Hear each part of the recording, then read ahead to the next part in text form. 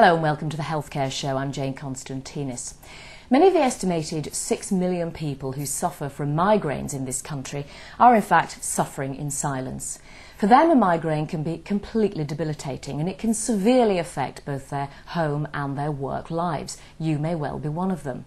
The question is, what can be done to minimise the likelihood of an attack? Well, joining me in the studio today to discuss that and much more is Dr. Macgregor from the City of London Migraine Clinic and migraine sufferer Jessica Evans. So thank you very much for coming in to the studio. Welcome to the show. And can I begin by asking you about this research by Imigran Recovery that's come out recently into migraine sufferers? Tell us about the findings and were there any surprises? There weren't really many surprises other than showing that despite what we feel there's much better control in the medical field, we're still not really effectively controlling migraine. So over 81% of people within the survey that was undertaken said that they still didn't have control of their migraine. And further than that, I think when people feel they're suffering alone, the research also showed that 2/3 of people felt that the migraine attacks they're experiencing affected their family and their children. So there's a great deal more work that we need to do to help people get control. I'm very curious, Jessica, about this business of suffering in silence, suffering alone, as you've just said. Is it that there is some kind of a stigma or an embarrassment about admitting that you get migraines or referring to them? I don't think it's a stigma. I think it's more the fact that people think you're just making it up, that it's almost like we say, oh, I've got the flu. It's got that sort of ring to it, and a lot of people are quick to say they've got a migraine when in fact they don't actually have one. And I think obviously the more it's used as a term, obviously the less potent it becomes. And in fact that brings me to the very first question that's come in from Ginny Lawson, and I was going to ask it too.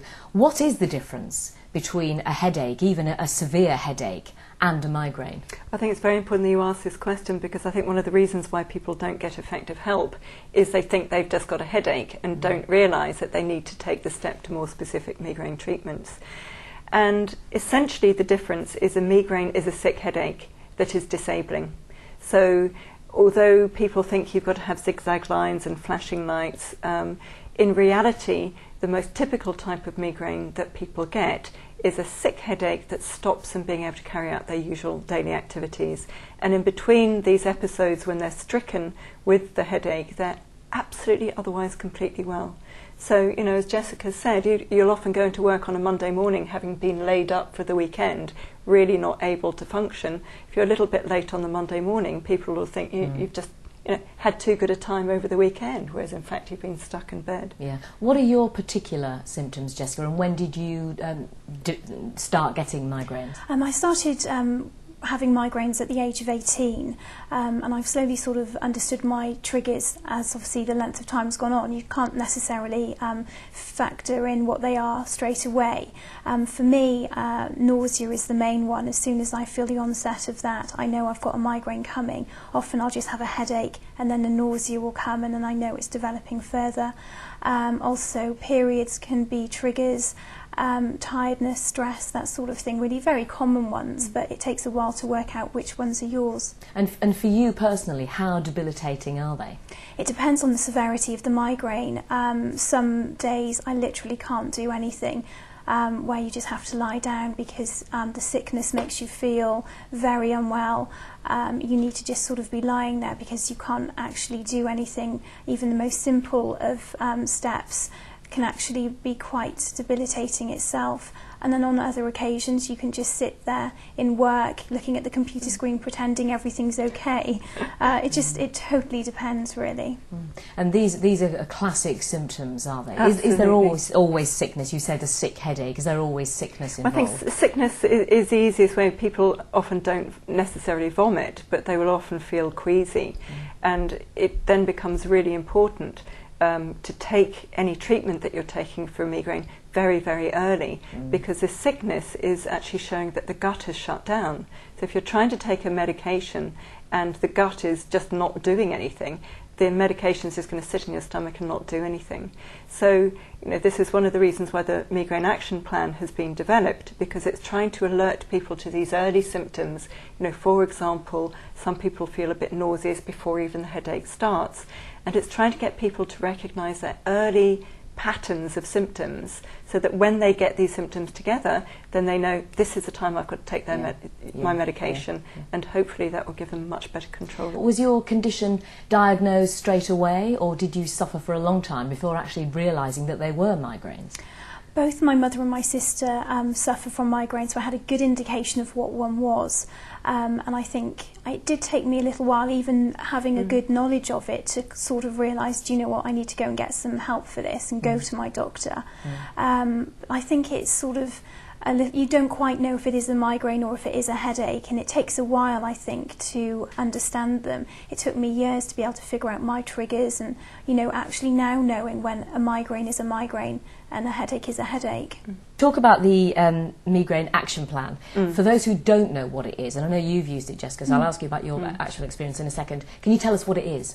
Yes, it's a very simple web link that you can actually look at that takes you through your migraine, takes you through what a migraine is, the different types of migraine that you might be experiencing, and really comes up with strategies to help you cope.